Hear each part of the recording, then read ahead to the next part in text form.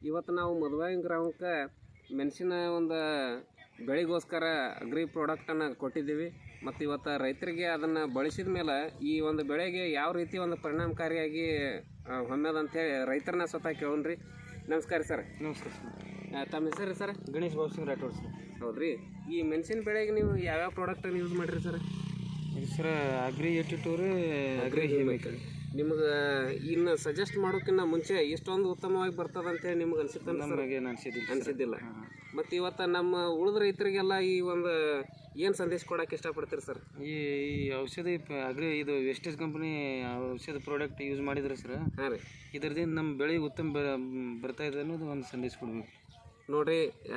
ಸ್ನೇಹಿತರೆ, ಇವತ್ತು ನಮ್ಮ ಒಂದು ಅಗ್ರಿ 82 ಅಗ್ರಿ ಹ್ಯೂಮಿಕನ್ನು ಬಳಸೋದ್ರಿಂದ ನಮ್ಮ ಒಂದು ಉತ್ತಮ ಬೆಳೆ ಯಾವ ರೀತಿಯಾಗಿ ಬರ್ತೈತೆ ಅನ್ನೋದನ್ನು ರೈತರ ಬಾಯಿಂದ ನಾವು ಕೇಳಿವಿ.